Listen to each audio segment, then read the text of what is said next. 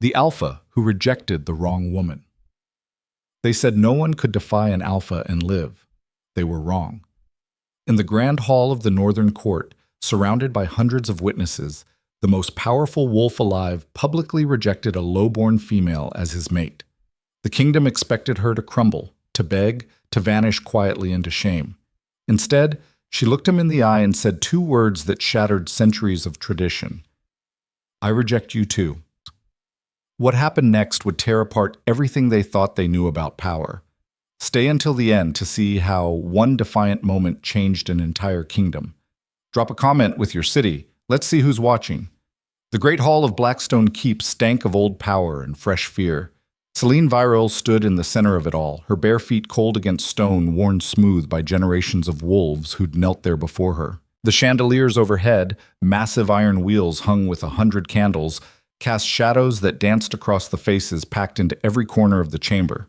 Pack leaders, counselors, warriors wearing their finest leather and silver, all of them waiting for the show.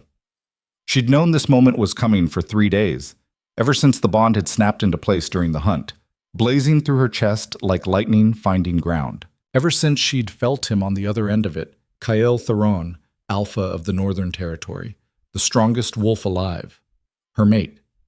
The word tasted like ash now. Kyle stood 20 feet away on the raised platform where the court conducted its business. He looked every inch the predator the stories made him out to be. Tall enough that most wolves had to tilt their heads back to meet his eyes, shoulders broad as an ox yoke, hands that had killed more challengers than anyone bothered counting anymore.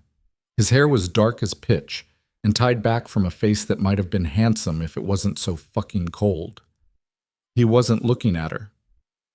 "The matter before the court is simple," Counselor Varen announced from his seat at Kyle's right hand. The old wolf's voice carried easily through the silence. 3 nights passed. During the running of the moon, a bond was formed. As is law and custom, we gather to acknowledge it. Celine's nails bit into her palms. The running was supposed to be sacred, a hunt under the full moon where unmated wolves could meet, could let their instincts guide them toward their other half. She'd gone because her best friend Mira had dragged her, laughing about how Celine needed to get out more, needed to stop spending every night in the pack's archives with her dusty books and old histories. She'd shifted into her wolf form in a clearing of silver grass, had felt the pull immediately. Not gentle, not gradual.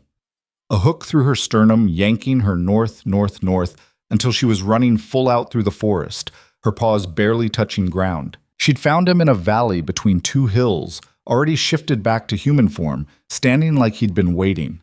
The bond had locked into place the moment their eyes met, a feeling like falling and being caught at the same time, her wolf recognizing his on some level deeper than thought. He'd stared at her for maybe 5 seconds. Then he'd turned and walked away. No words, no acknowledgement, just the rigid line of his spine disappearing into the trees while the bond between them pulled taut as a wire ready to snap. Now Varen was still talking. "Alpha Kale, as is your right, you may accept or reject the bond before these witnesses." Kale finally looked at her. His eyes were the color of smoke. They swept over her once, taking in her plain wool dress, her uncovered hair, the calluses on her hands from years of working in the pack's print shop rather than training for combat. His expression didn't change. "I reject this bond," he said. 3 words, flat as stones. The hall erupted, not in protest, in satisfaction. Selene heard it in the sharp exhalations, the murmurs that rippled through the crowd like wind through grain. Of course he did. Look at her. What did she expect? Her wolf howled inside her chest. The bond was still there, still pulling, even as Kyle's rejection tried to sever it. The pain was physical, ribs cracking, lungs collapsing, heart stopping. She locked her knees to keep from swaying. Varen nodded as if Kyle had just commented on the weather. Noted and witnessed. As the rejected party, Celine Virel, you have the right to, why?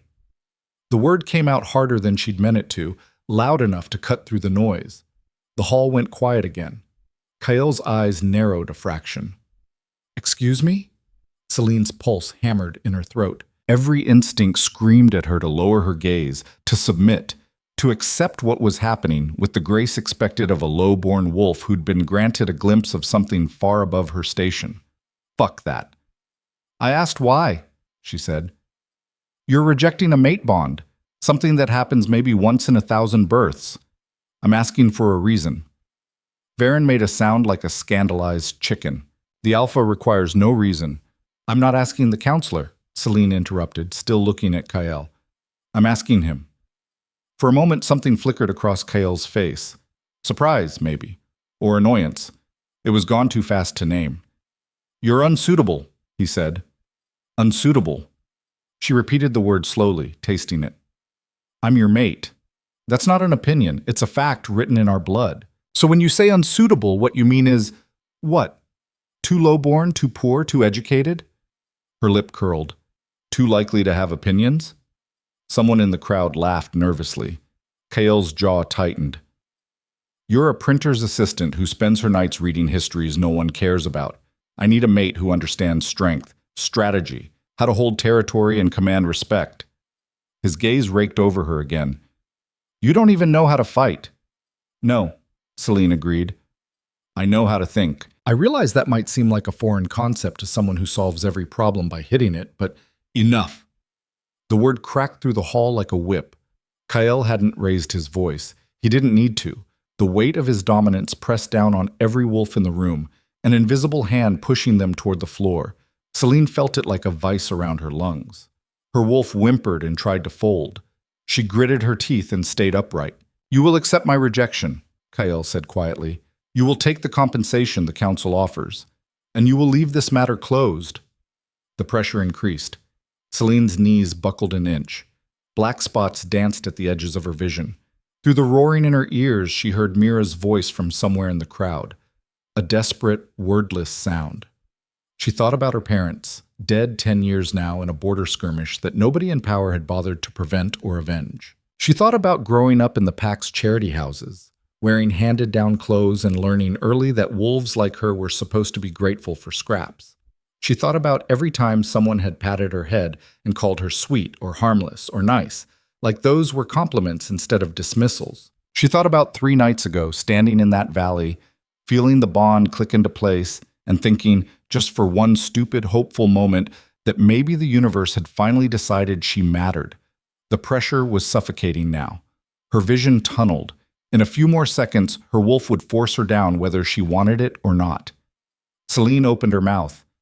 I reject you too.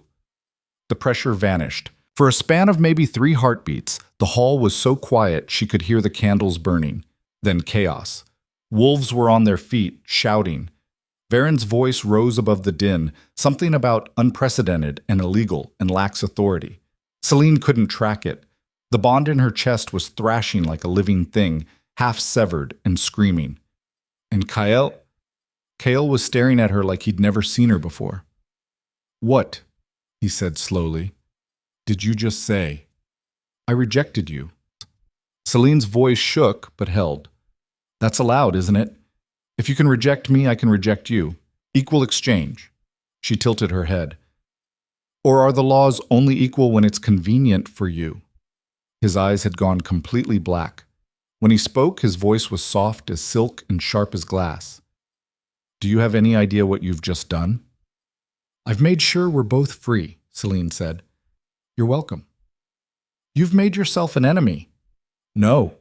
She smiled, and it felt like baring teeth. I've made myself your equal. There's a difference. Kael moved. One moment he was on the platform. The next he was in front of her, close enough that she had to crane her neck back to hold his gaze. He didn't touch her, didn't need to. The fury radiating off him was a physical thing. You are not my equal, he said. Each word was enunciated with surgical precision. You're a nobody from a nothing bloodline who got lucky enough to catch the scent of power and stupid enough to think it made you special. He leaned down until they were eye to eye. I was willing to let you walk away with your dignity. Now you've insulted me in front of my entire court. There will be consequences. Great, Celine said. Her heart was trying to punch through her ribs. I'll add them to the list of things I'm apparently too unsuitable to handle. For a moment, Just a flash. She thought he might actually hit her. Instead, he stepped back. "Counselor Varon," he said, not looking away from Celine, "catalog this moment. Let it be known that Celine Varel rejected a bond with her rightful alpha and in doing so forfeited any protections or privileges that bond might have granted." Varon was scribbling frantically. "Yes, Alpha. Witnessed and noted." Furthermore, Kael continued, his voice carrying to every corner of the hall, "let it be known that any pack harboring her does so without the Northern Territory's support. Any wolf who offers her alliance does so as my enemy." Ice slid down Celine's spine. That wasn't just rejection. That was exile, blacklisting. She'd be packless, which meant she'd be nothing. No protection, no territory, no legal standing. She'd be prey. "You can't do that," she said, but her voice came out thin. "I just did." Kael turned away from her, dismissing her as thoroughly as if she'd ceased to exist. "This matter is closed. Clear the hall." The crowd began to move. Wolves filed toward the exits in clusters, their voices rising in excited chatter.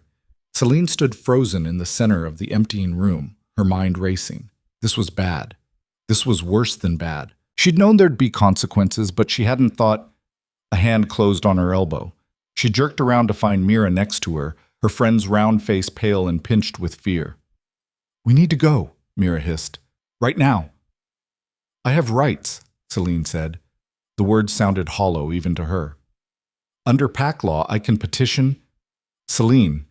Mira's fingers dug in hard enough to bruise. "Look around. Do you see anyone here who's going to enforce your rights against him?" Celine looked. The counselors were already filing out behind Kael, their robes swishing against stone. The pack leaders were leaving in groups, carefully not looking in her direction. Even the warriors who'd been stationed along the walls were turning away, their faces blank. No one was going to help her. "Come on," Mira urged, tugging her toward a side exit. "My brother has a cabin near the eastern border. We can hide you there until—" "Until what?" Celine pulled free. "Until Kael forgets I exist? Until some other pack is stupid enough to take me in?" She shook her head. "I'd be running for the rest of my life." "Better running than dead." Celine opened her mouth to argue and stopped. Dead. The word hung in the air between them like smoke. "He wouldn't," Celine said slowly. "It's one thing to blacklist me. It's another to—" "He's the alpha," Mira cut in. "He can do whatever he wants, and you just humiliated him in front of 300 witnesses." Her voice dropped. "People have died for less." Celine's stomach twisted. She thought about her parents again. How they died defending a border no one in power cared about, fighting a threat the council had dismissed as exaggerated. How their names had been added to a list of casualties and then promptly forgotten. Wolves like her, low-born, powerless, convenient, didn't matter. Not to the people who made the rules. She'd known that her whole life, but knowing it and feeling it were different things. "Celine," Mira's voice cracked, "please, let me help you."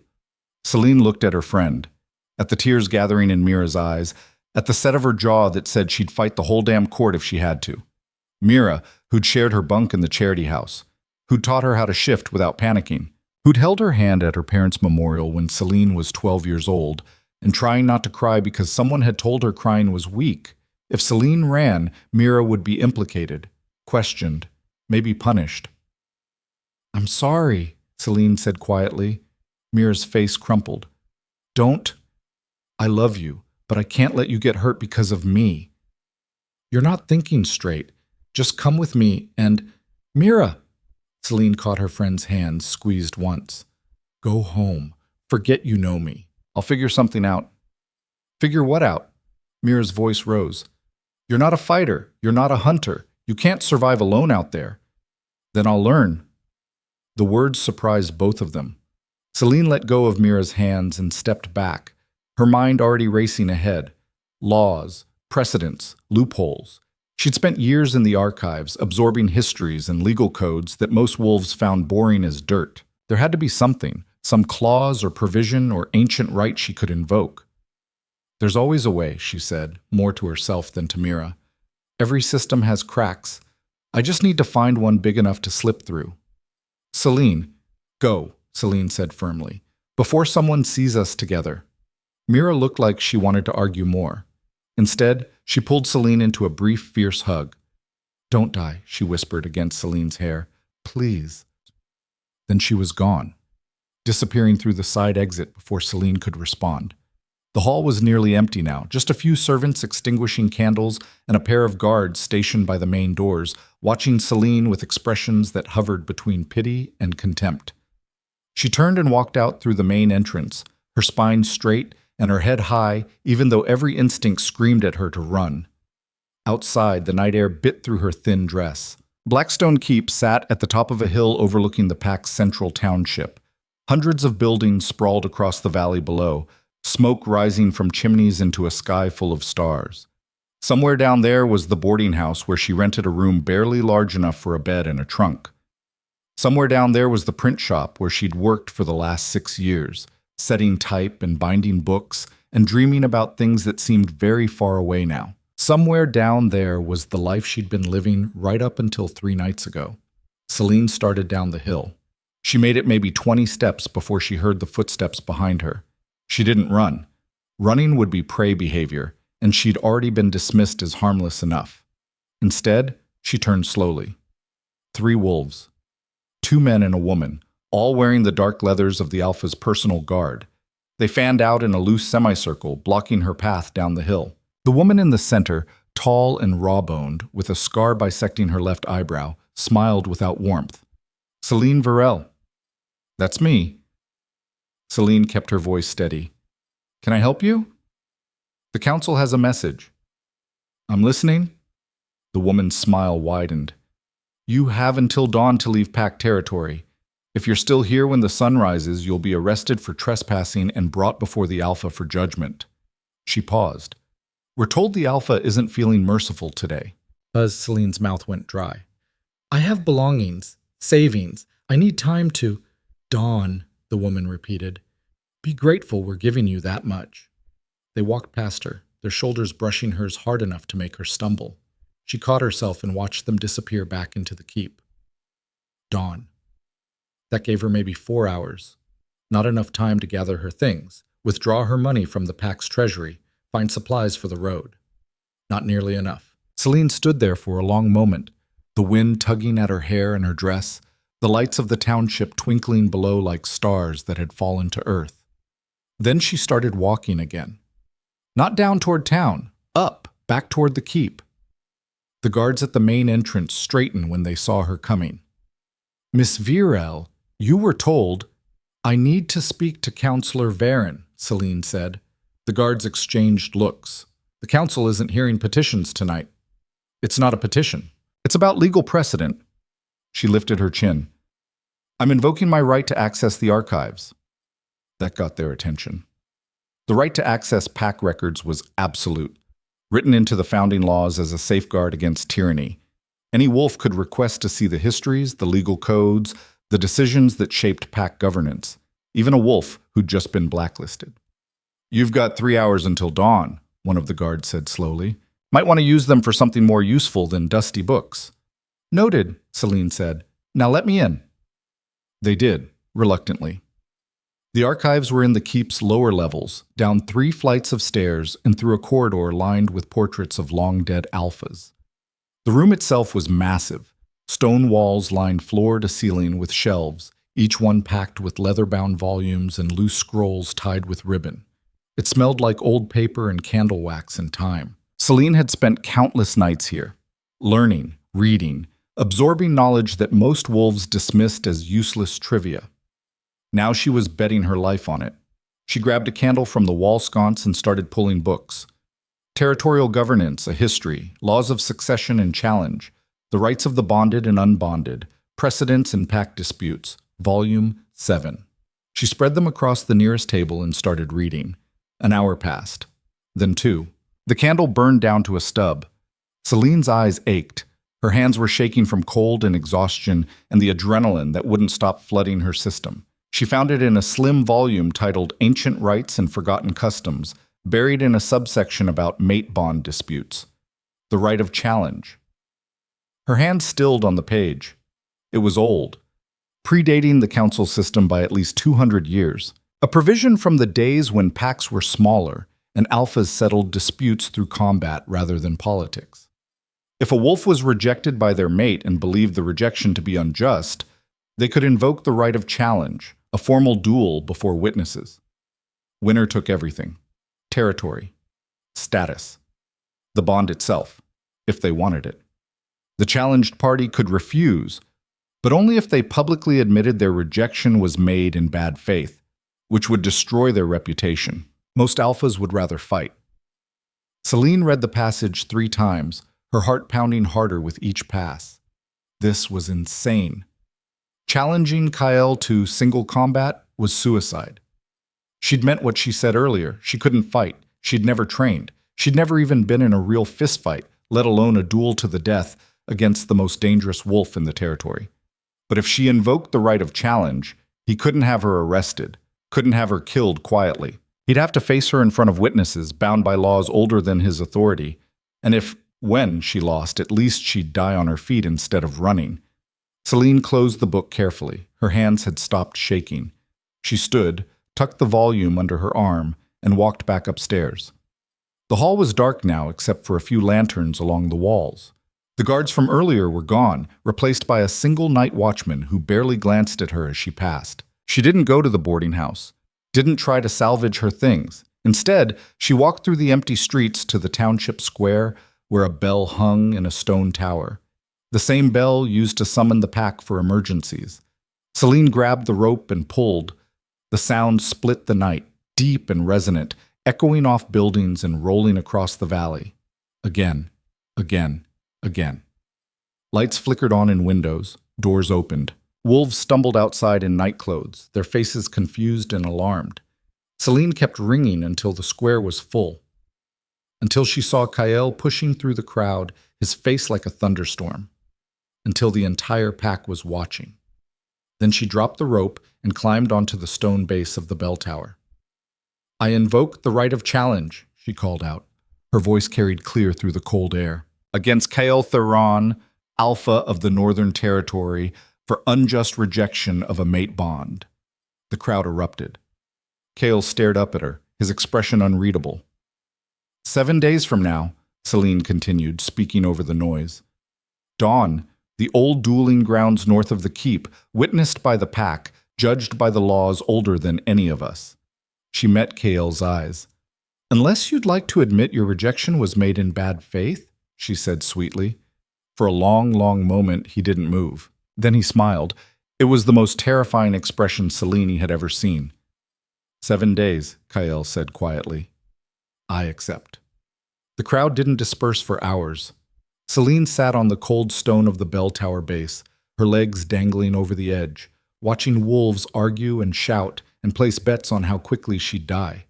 Most gave her less than a minute once the fight actually started. A few optimists said 2. No one bet on her winning. Kale had left almost immediately after accepting the challenge, his guards clearing a path through the throng.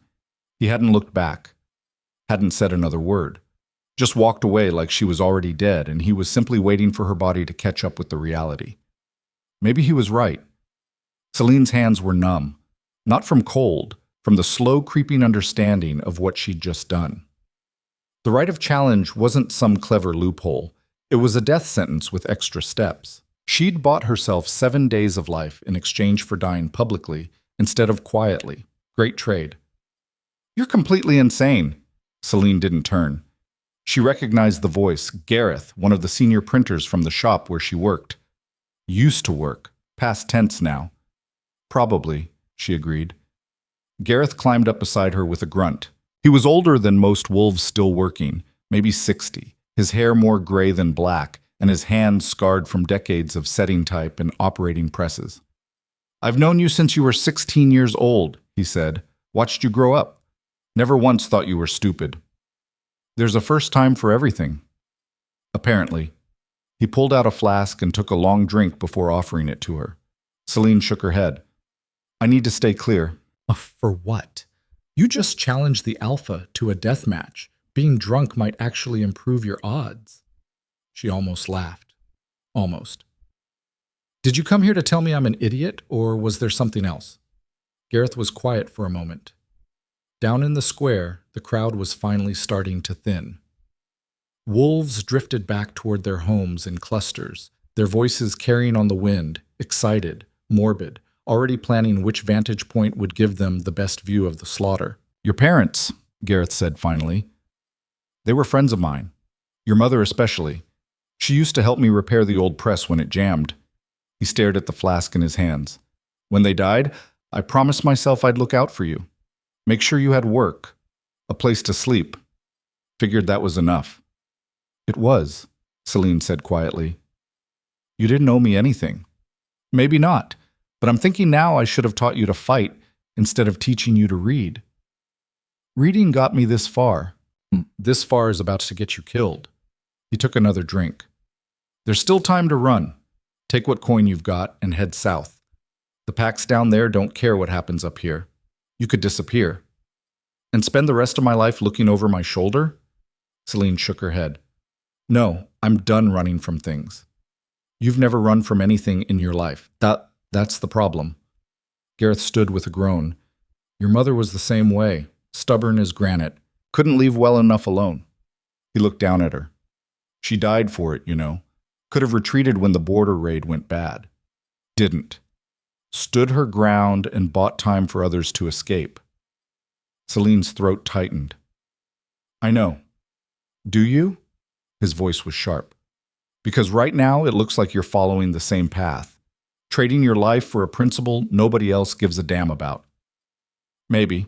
Celine met his eyes. "Or maybe I'm tired of being told my life is worth less than someone else's pride." Gareth studied her for a long moment. Then he set the flask down beside her. "If you're going to die anyway," he said, "might as well die drunk." He left. Celine sat alone as the square emptied completely. The sky was starting to lighten in the east. Not dawn yet, but close. She'd rung the bell maybe an hour before her exile deadline. Now she didn't have to leave. The right of challenge bought her temporary immunity. She could stay in pack territory right up until Kyle killed her.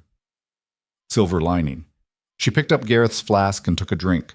Whatever was inside burned like liquid fire all the way down. She coughed, eyes watering. "Lightweight." Celine jerked around. Mira stood at the base of the bell tower, her arms crossed, and her face streaked with tears and fury in equal measure. "You rang the fucking challenge bell," she said.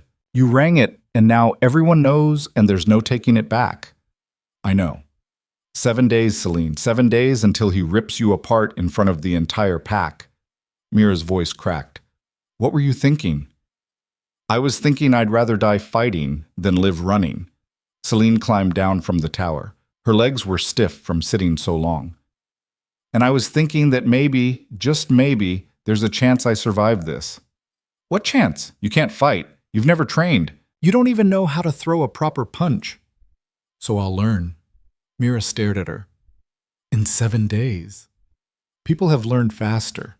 "No, they haven't. That's insane. That's—" Mira stopped, took a breath. When she spoke again, her voice was quieter but no less intense. "If you're doing this because you think you have something to prove, I'm doing this because he doesn't get to decide I'm worthless," Celine cut in. "Not him, not the council, not anyone." She grabbed Mira's shoulders. "My whole life, people have told me to be smaller, quieter, grateful for scraps. I'm done with that. Even if I die in 7 days, at least I'll die as myself." Mira closed her eyes. More tears slipped down her cheeks. "You're my best friend," she whispered. "I can't just watch you die." "Then help me live." "How?" "Good question." Celine's mind raced. 7 days to learn what warriors spent years mastering. 7 days to transform from a printer's assistant who'd never held a weapon into someone who could face the deadliest alpha alive and not die instantly. Impossible. Unless— "The old training grounds," Celine said suddenly. "Past the eastern ridge, they're abandoned, right?" Mira frowned. "Have been for years. Why?" "Because if I train at the keep's grounds, everyone will see. Everyone will know exactly how bad I am." Celine's pulse quickened. "But if I go somewhere remote, somewhere no one watches, I can at least fail in private." "You're still going to fail." "Probably.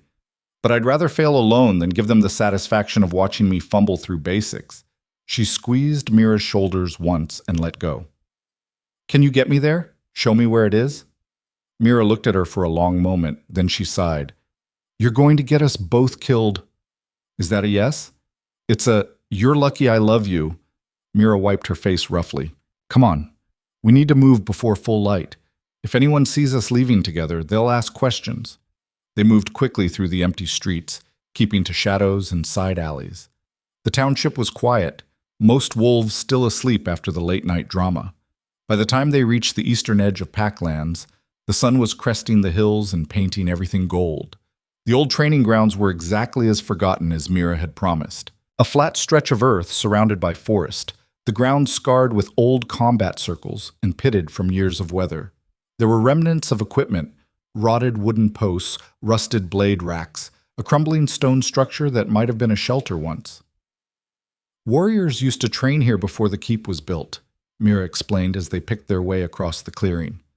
My grandmother said it was where they held challenges back when alphas were chosen by combat instead of bloodline. Celine turned in a slow circle, taking it in. It's perfect. It's falling apart. So am I. We'll match. Celine walked to the center of the largest combat circle, a ring of stones mostly swallowed by grass and moss. Okay. Teach me. Mira blinked. Teach you what? To fight. You're a trained scout. You know combat basics. Combat basics aren't going to help you against Kael. Celine, he's killed challengers who trained their whole lives. Warriors with decades of experience. He's undefeated for a reason. Then I'll lose.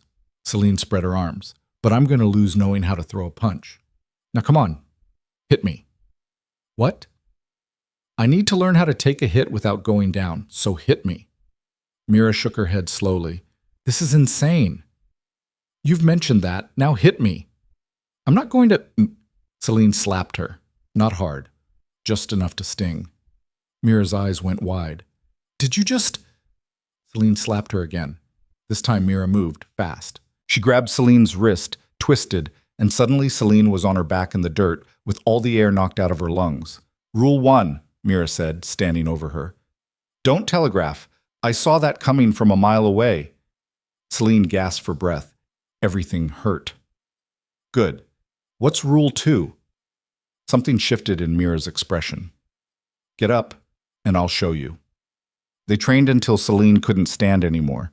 Mira was merciless. She showed Celine how to form a proper fist without breaking her thumb, how to pivot for power, how to keep her guard up and her chin down, how to fall without breaking bones and roll back to her feet. Celine was terrible at all of it. She telegraphed every move, dropped her guard, forgot to pivot, fell wrong and knocked the wind out of herself so many times she lost count. But she got up. Every time Mira knocked her down, and Mira knocked her down a lot, Celine dragged herself back to her feet. You're too slow, Mira said, circling her.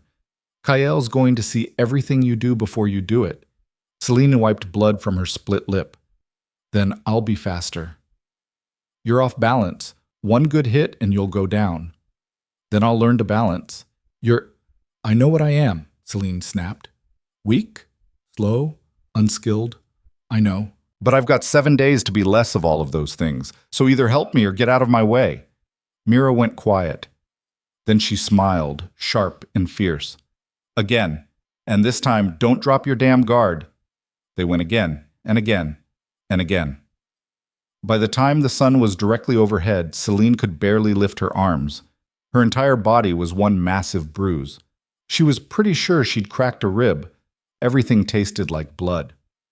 Enough, Mira said finally. You need rest. I need to keep training. What you need is to not collapse before the actual fight. Mira grabbed her shoulder and steered her toward the old stone shelter. Sit. Drink water. Eat something. Celine wanted to argue, but the moment she sat down, her legs gave out completely. She slumped against the stone wall and closed her eyes. Mira was right. This was impossible. 7 days wasn't enough. 7 years might not be enough. Hey. She opened her eyes. Mira was crouched in front of her, holding out a water skin. You're not going to beat him, she said quietly. We both know that. Thanks for the confidence. But maybe that's not the point. Mira pressed the water skin into Celine's hands. Maybe the point is making him work for it, making everyone watching see that you didn't go down easy. Celine took a long drink. The water was warm and tasted like leather, but it was the best thing she'd ever had. You think anyone will care? I don't know, but I think you'll care. Mira sat back. And maybe that's enough. They stayed there until the shadows started to lengthen. Then Mira helped Celine to her feet, and they made their way back toward the township. They were halfway there when they ran into the first patrol. 3 warriors in dark leather, all wearing the Alpha's mark on their shoulders. They stepped out from behind a stand of trees like they'd been waiting. The leader, a stocky man with a broken nose that had healed crooked, smiled when he saw Celine. Well, look what we found. Celine's stomach dropped. We're just passing through, Mira said quickly, heading back to town. Sure you are. The warrior's smile widened. After spending all day at the old training grounds, we saw you. Fuck. Training's not illegal, Celine said, keeping her voice level. Didn't say it was, just making conversation. He tilted his head. Alpha might be interested to hear what you're up to, though, what you're planning. I'm not planning anything except showing up in 7 days. Right. He stepped closer. Thing is, we've got orders. Alpha says if we see you causing trouble, we're supposed to bring you in. I'm not causing trouble. That's your opinion? His hand dropped to the knife at his belt. Me? I think challenging the Alpha is about as much trouble as anyone can cause. So you're going to come with us. Nice and quiet. Mira moved to stand beside Celine. She invoked the right of challenge. That buys her immunity until the duel. Immunity from execution. Doesn't say anything about detention. The warrior's grin was all teeth now. Now, you coming willingly, or do we need to make this harder? Celine's mind raced. If they took her back to the keep, locked her up, she'd have no chance to train, no chance to prepare. She'd walk into that duel exactly as helpless as she was now. Run, Mira whispered. What? Run. The warriors heard. They moved fast, faster than Celine expected. The leader lunged for her, his hand closing on her arm. Celine reacted on instinct. She did exactly what Mira had drilled into her for the last 6 hours, twisted her arm, dropped her weight, pivoted. The warrior's grip broke. He stumbled, surprised. Celine ran. Behind her she heard shouting, footsteps pounding, Mira's voice yelling something she couldn't make out. She didn't look back. The forest was a blur of green and brown. Branches whipped at her face, her ribs screamed with every breath. Her legs were already shaking from exhaustion, threatening to give out. Keep moving, just keep moving. She burst out of the tree line into a clearing and skidded to a halt. More warriors, at least 6 of them, spreading out to cut off her escape. She spun back the way she'd come. The first 3 were right behind her, trapped. Celine Varel, one of the new arrivals called out. A woman's voice, cold and professional. Stand down. Celine's hands curled into fists. Her heart hammered so hard she thought it might crack her ribs. I invoked the right of challenge. You can't. The Alpha has determined you're a flight risk, the woman interrupted. You'll be held in protective custody until the duel to ensure you don't attempt to flee pack territory. That's not legal. Take it up with the council. The warriors closed in. Celine looked around wildly. 9 of them, all trained, all armed. She couldn't fight them, couldn't outrun them. She was caught. One of the warriors reached for her and went flying backward like he'd been hit by a charging bull. Everyone froze. A figure stepped out from the forest shadows. Tall, broad-shouldered, moving with the kind of loose, dangerous grace that said predator in every language. Not Kael. Someone else. The newcomer was maybe 40, his hair shot through with silver and his face marked with scars that spoke of a lifetime of violence. He wore no pack insignia, no markers of allegiance, just plain travel clothes and a sword strapped across his back. Gentlemen, he said pleasantly, ladies, lovely evening for an unlawful detention, isn't it? The lead warrior recovered first. This doesn't concern you, stranger. Move along. See, I'd love to, but I've got this unfortunate habit of sticking my nose where it doesn't belong. The stranger smiled. It didn't reach his eyes. Especially when I see 9 warriors trying to arrest a woman who's under immunity protection. She's a flight risk. She's protected by laws older than your bloodline, the stranger cut in. His voice was still pleasant. The threat underneath it was not. The right of challenge is absolute, no detainment, no interference. You know this, I know this. So either you let her go, or we discuss it more thoroughly. The lead warrior's hand went to her weapon. Who the hell are you? Nobody important. The stranger's smile sharpened. Just someone who remembers what honor looks like. For a long moment, nobody moved. Then the stranger's hand dropped to his sword hilt. He didn't draw it, didn't need to. The implication was clear enough. The lead warrior's jaw tightened. The alpha will hear about this. I'm counting on it. The stranger jerked his head toward Celine. Go on, girl, before I change my mind about getting involved. Celine didn't need to be told twice. She ran. This time, no one followed. She made it back to the township as the sun was setting, her lungs burning and her vision swimming. She half expected the warriors to be waiting for her, but the streets were empty except for a few wolves heading home from work. Celine stumbled into the alley behind the print shop and collapsed against the wall. Her hands were shaking. Her whole body was shaking. She'd almost been arrested, almost locked up. If that stranger hadn't intervened, who was he? She'd never seen him before, didn't recognize his face or his voice, but he'd known about the right of challenge, had known the laws well enough to cite them, and he'd been willing to threaten alpha warriors to protect her. Why? Celine closed her eyes and tried to breathe, tried to think. 7 days. She had 7 days to get stronger, faster, better. 7 days before she faced Kyle in front of everyone. And now the alpha knew she was training, knew she wasn't going to just roll over and die quietly. He'd sent warriors to stop her once. He'd send them again. She needed help, real help. Someone who could teach her more than basics. Someone who... You look like hell. Celine's eyes snapped open. The stranger from the forest leaned against the alley entrance, his arms crossed and his expression unreadable. You, Celine managed. Me. He pushed off the wall and walked closer. You're fast, I'll give you that. Most people would have been caught. Who are you? Name's Cassian. Used to be a warrior, long time ago. He studied her with eyes that missed nothing. And you're the idiot who challenged Kyle Theron to a death match. That's me. Thought so. Whole territory's talking about it. Cassian crouched down to her level. Tell me something. Do you actually think you can win? Or are you just really committed to dying dramatically? Celine's laugh came out harsh. Does it matter? Might. Depends on whether you want my help. She stared at him. Why would you help me? Because watching an alpha abuse ancient laws to crush someone weaker pisses me off, Cassian said bluntly. And because you've got guts. Stupid guts, but guts nonetheless.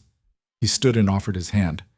So, you want to learn how to actually fight? Or you want to keep flailing around until Kyle tears you apart? Celine looked at his hand, at his scarred face, at the sword strapped across his back. This could be a trap.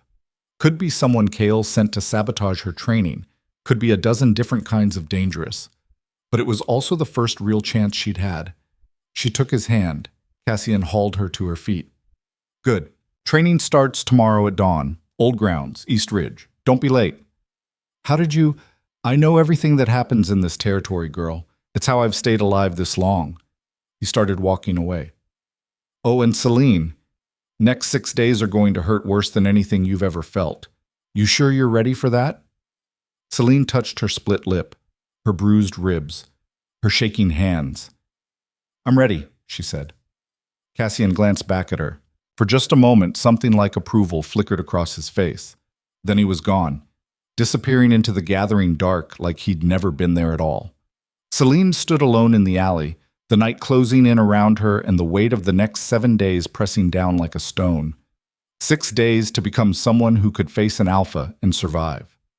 6 days to prove she was more than what they thought she was. 6 days until she either changed everything or died trying. She pushed off the wall and started walking. Tomorrow, she'd train. Tomorrow, she'd learn. Tomorrow, she'd start becoming dangerous. Tonight, she just needed to survive until dawn. Dawn came too fast and brought Cassian with it. Celine was already at the old training grounds when he arrived, her body protesting every movement after yesterday's brutal introduction to combat. She'd barely slept. partly from pain, partly from the knowledge that sleep was a luxury she couldn't afford. Not anymore. Cassian looked her over with the kind of clinical assessment usually reserved for livestock at market. You're moving like an old woman. I feel like an old woman. Good. Means you're pushing hard enough. He dropped a canvas pack at her feet. Eat. You'll need the energy. Celine opened the pack to find bread, cheese, dried meat, and a water skin. Her stomach growled loud enough to be embarrassing. She couldn't remember the last time she'd eaten. Thank you. Don't thank me yet. Cassian walked to the center of the combat circle and turned to face her. What Mira taught you yesterday, that was basics, fundamentals, the kind of thing you teach children so they don't hurt themselves. I know I'm not.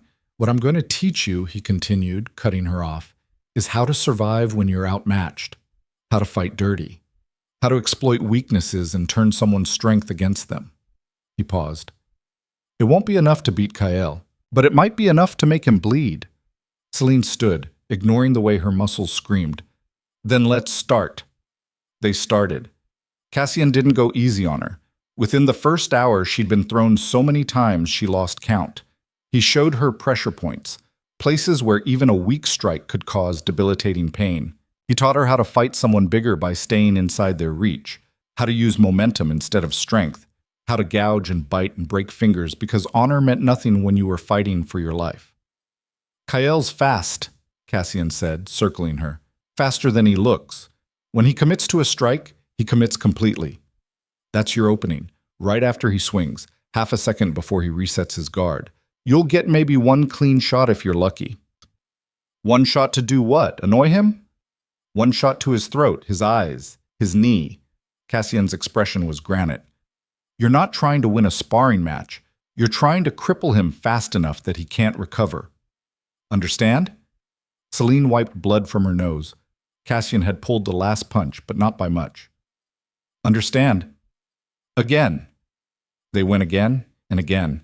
Hours bled together. The sun climbed higher. Celine's world narrowed to the combat circle, to Cassian's voice calling corrections, to the burning in her lungs and the screaming in her muscles.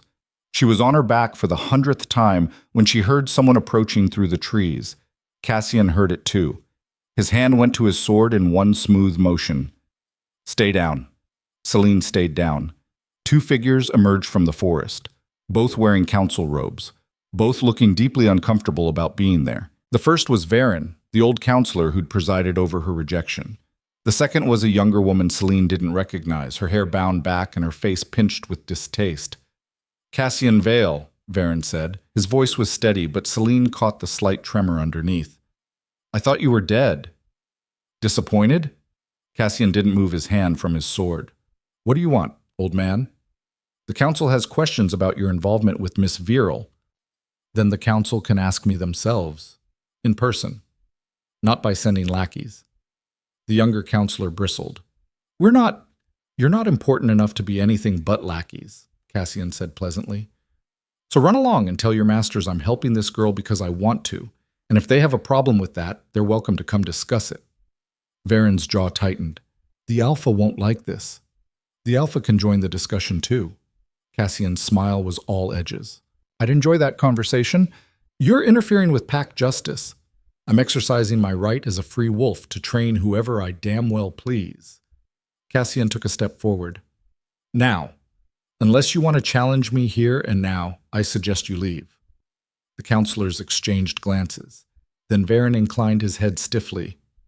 This isn't over. It never is. They left. Celine waited until they were out of earshot before sitting up. Who are you really? Cassian finally moved his hand away from his sword. Someone who used to matter, a long time ago. That's not an answer. It's the only one you're getting right now. He offered his hand and pulled her to her feet. Come on, we're not done. They trained until the sun was setting and Celine literally couldn't stand anymore. Cassian had to half carry her to the old stone shelter. Rest, he said, lowering her against the wall. I'll be back before dawn. Where are you going? To make sure those council dogs don't come back with reinforcements. He turned to leave, then stopped. Celine, what you're doing, challenging Kael, it's more than just personal. You know that, right? What do you mean? You're threatening the entire power structure. Every alpha who's ever used their position to abuse someone weaker is watching this. If you somehow win, or even just survive long enough to make Kyle look weak, it changes things. His expression was unreadable. That makes you dangerous. To a lot of people. Good, Celine said tiredly. Maybe things need to change. Something flickered in Cassian's eyes. Get some sleep. Tomorrow's going to be worse. He disappeared into the gathering dark. Celine closed her eyes and tried to rest. Her body was one massive bruise. Every breath hurt. But underneath the pain was something else. Something she hadn't felt in a long time. Progress. She was still hopelessly outmatched, still going to lose. But she was better than she'd been yesterday. Stronger, faster, more dangerous. Maybe that would be enough. She must have dozed off because the next thing she knew, someone was shaking her shoulder. Celine, wake up! Not Cassian's voice. Someone else. She jerked awake to find Mira crouched beside her, her face pale in the moonlight. Mira, what? We need to go, right now. Mira's voice was tight with fear. They're coming. Who's coming? Warriors. A lot of them. Someone saw Cassian training you and reported it to the Alpha. Mira grabbed her arm. Kael's furious. He's sending a full patrol to bring you in. Celine's stomach dropped. They can't. The right of challenge. They're not arresting you. They're claiming you're colluding with a known criminal to undermine pack security. Mira pulled harder. It's bullshit, but it gives them legal cover. Now move. Celine moved. They ran through the forest, branches whipping at their faces. Behind them, Celine could hear voices. Footsteps. The patrol was close. Where are we going? She gasped. The old quarry, north edge of Packlands. There's caves. We can hide until... An arrow buried itself in the tree beside Mira's head. They both froze. Stop running. The voice came from everywhere and nowhere. Next one goes through a knee. Slowly, Celine and Mira turned around. 10 warriors stepped out from the trees, all armed, all watching them with the kind of cold focus that said they'd been hunting people for a long time. The leader, the same woman from yesterday, held a bow with another arrow already nocked. Celine Virel, she said, you're coming with us. On what charge? Conspiracy to undermine pack hierarchy. Colluding with a rogue wolf. Pick one. The woman's smile was thin. Alpha's orders.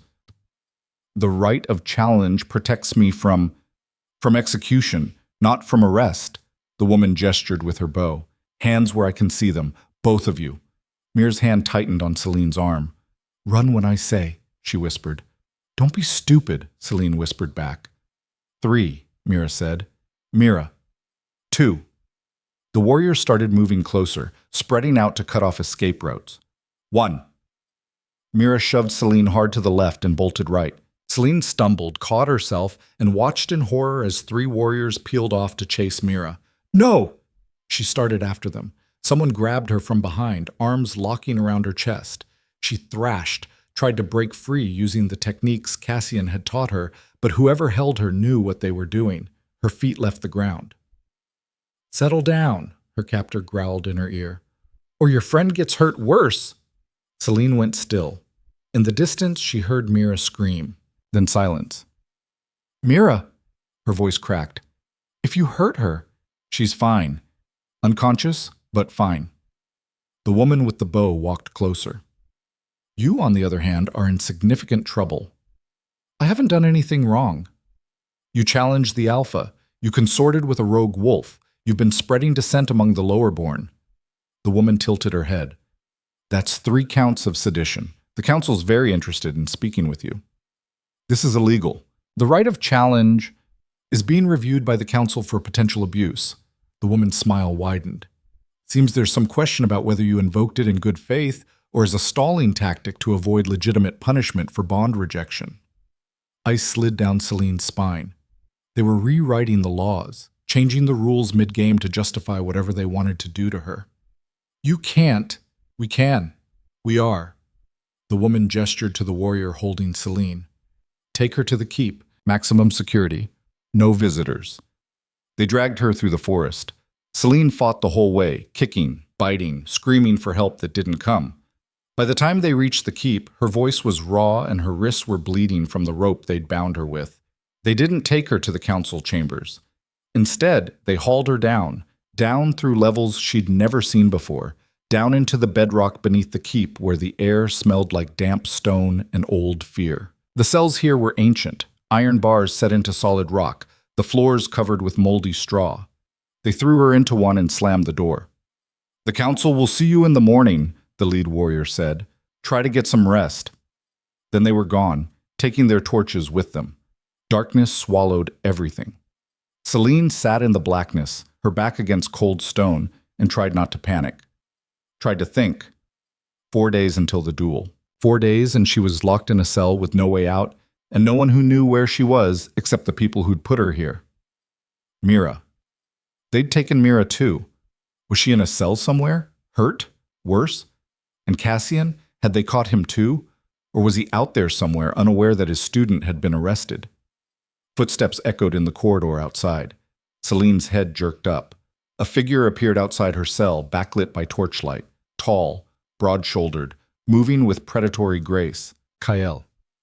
He stood there for a long moment, just looking at her. Then he pulled a key from his belt and unlocked the cell door. Celine scrambled to her feet, ignoring the way her vision swam. "Come to gloat? Come to talk." Kael stepped inside. The cell suddenly felt very small. "Sit down before you fall down." "I'm fine." "You're swaying. Sit." Celine's legs chose that moment to give out. She caught herself against the wall and slid down to sitting. Kael closed the cell door behind him, locked it, pocketed the key. They were alone. "What do you want?" Celine's voice was steadier than she felt. Kael was quiet for a moment. Then he crouched down to her level, his smoke-colored eyes impossible to read in the dim light. "To understand why you're doing this. I told you why. You rejected me. I rejected you back. That's what happened. Not why." He tilted his head. "You could have walked away, taken the compensation, started over somewhere else. Instead, you invoked an ancient death challenge you have no hope of winning. Why?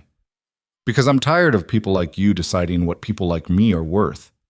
People like me. Powerful. High-born. Protected by a system built to keep you on top and everyone else scrambling for scraps." Celine met his eyes. "You rejected me because I'm unsuitable. Because I'm not good enough. Because I don't fit your image of what a mate should be. Fine. That's your right, but I'm not going to disappear quietly just to make you comfortable." Kael was silent for a long time. When he spoke, his voice was quieter. "You think I rejected you because you're low-born? Didn't you? I rejected you because the bond was a mistake." Celine laughed harshly. "Bonds don't make mistakes." This one did. Kael stood and paced to the far side of the cell. "Do you know what happens when an alpha takes a mate? They become a vulnerability, a weakness that enemies can exploit. Every decision I make, every move I take, it all has to factor in keeping them safe." He turned back to her. "I can't afford that. Not with the territory the way it is. That's an excuse. It's reality." His voice hardened. "The Northern Territory is surrounded by hostile packs. We have border disputes on 3 sides. Internal factions constantly testing my authority. If I show any sign of weakness, any hint that I'm distracted or compromised, they'll tear this pack apart. So you chose power over the bond. I chose survival for thousands of wolves over personal happiness. Yes. And you decided all this without even talking to me." Celine pushed herself upright again. "You didn't ask what I wanted, didn't give me a choice, just looked at me and decided I was unsuitable. Because you are." Kael's eyes flashed. "You have no idea what it takes to hold this territory together. The compromises, the sacrifices, the blood required to keep wolves safe, who'd just as soon spit on you as thank you. Then why be alpha at all? Because someone has to be. And better me than the alternatives. How noble. It's not about nobility. It's about pragmatism." He moved closer. "Do you know what would happen if I accepted our bond? If I brought you to the keep as my mate?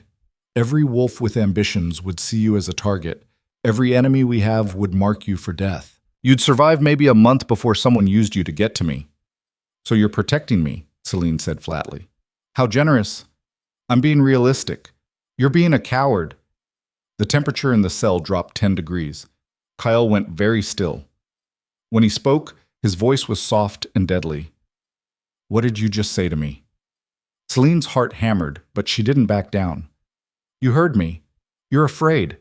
Afraid that caring about someone might make you vulnerable. So instead you hide behind duty and pragmatism and tell yourself you're doing the right thing. You don't know anything about, I know you're so terrified of being weak that you'd rather be alone than risk being human. Celine took a step forward. You talk about sacrifices, but what you really mean is you're willing to sacrifice anything that might make you feel something, including the bond, including me. For a moment she thought he might actually hit her. Instead he laughed. It was a cold, bitter sound. You want to know why I really rejected you? The truth? Please. Because you're right. Kael's expression was carved from ice. I am afraid. Afraid of exactly what you said. That caring about you would make me weak. That I'd start making decisions with my heart instead of my head. That I'd compromise the safety of this entire pack for one person. He leaned down until they were eye to eye. So yes, I rejected you. And I'd do it again. Because keeping you alive is worth more than keeping you as a mate. That's not your choice to make. It is when I'm the alpha. Then you're exactly what I thought you were, Celine said quietly. A tyrant who thinks power gives you the right to make decisions for everyone else. Something flickered in Kael's eyes. Pain, maybe, or regret. It was gone too fast to name. He straightened and pulled the key from his pocket. The council meets tomorrow. They're going to rule on whether your challenge was legitimate or a ploy to avoid punishment. He unlocked the cell door. I've already told them my recommendation. Let me guess. Illegitimate. No. Kael paused in the doorway. Legitimate. With the condition that the duel proceeds as scheduled in 3 days. Celine stared at him. Why? Because you were right about one thing. You deserve the chance to die on your feet. He looked back at her. I'll see you in the arena. Then he was gone, leaving the cell door open behind him. Celine stood there for a long moment, her mind racing. Then she walked out of the cell and up the stairs. No one stopped her. The guards that should have been stationed at intervals were absent. The doors that should have been locked were open. She walked out of the keep's lower levels and into the main hall like she owned the place. Kael had let her go. Why? She didn't have time to figure it out. She needed to find Mira, needed to get back to training, needed to… Celine! She spun around. Cassian stood in the shadows near the main entrance, his face grim. We need to talk, now! He led her to a room she'd never seen before, some kind of storage chamber filled with old weapons and moth-eaten banners. He shut the door and locked it. What happened? Celine demanded. Where's Mira? Safe.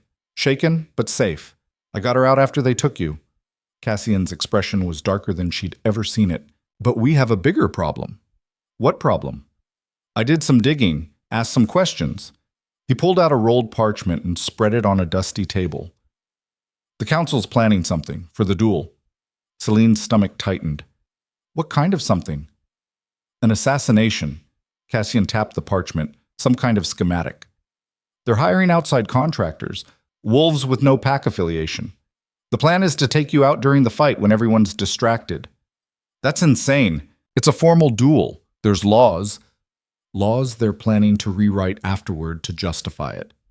Cassian's jaw was granite.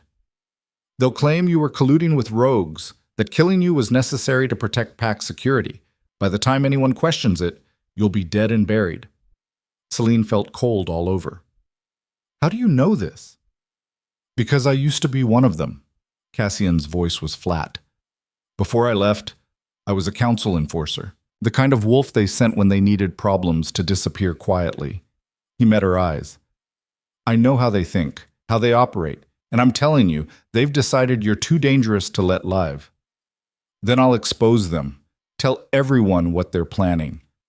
Who's going to believe you? You're a low-born printer with no evidence and a grudge against the council. Cassian shook his head.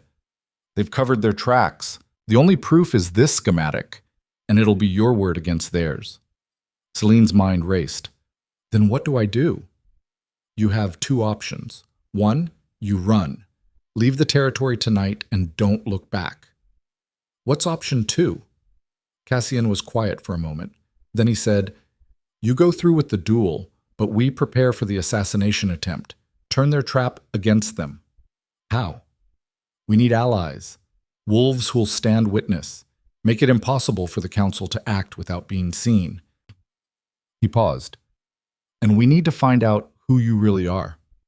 Celine blinked. What? Your bloodline. I've been doing research. Cassian pulled out another document. Old, the paper yellowed with age. Your mother's maiden name was Darkwater, yes? Yes. Why? Because the Darkwater line goes back further than you know. A lot further. He spread the document next to the schematic. Look at this. It's a genealogy chart. Goes back 300 years. Celine leaned closer, scanning the names and dates. Her mother's name was there, and her grandmother's. And she stopped breathing. That can't be right. It's right. Cassian's voice was grim. Your bloodline doesn't just go back to low-born pack wolves. It goes back to the original ruling families. Before the council system, before the territories were divided. That's impossible. My family was nobody. My parents were border guards. Your parents were descendants of the Nightshade Alphas. Cassian tapped a name near the top of the chart. This is Lyanna Darkwater Nightshade. She was the last alpha of the old bloodline before they were overthrown in the Great Purge 250 years ago. Celine's vision swam. The Nightshade Alphas were legends, stories. They were supposed to have been wiped out, not wiped out, scattered, hidden, stripped of rank and forced into obscurity. Cassian's eyes were intense, but the blood remained, passed down through generations who didn't even know what they carried. He paused. Until now. This doesn't make sense. If I'm descended from an alpha bloodline, why didn't anyone ever... Because the families in power now made damn sure no one ever found out. Cassian's voice was hard. They built their authority on the extinction of the old bloodlines. If even one descendant survived with a legitimate claim to power, it would threaten everything they've built.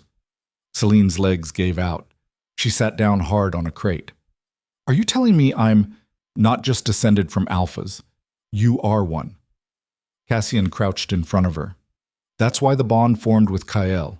True alpha bonds only form between equals, between wolves with the same level of inherent power. But I've never felt... I'm not strong. I can't... You've never awakened it. The power's dormant. Buried. He grabbed her shoulders. But it's there. And if you can access it before the duel, you won't just survive. You'll have a chance to actually win. Celine's mind reeled. This was too much, too fast.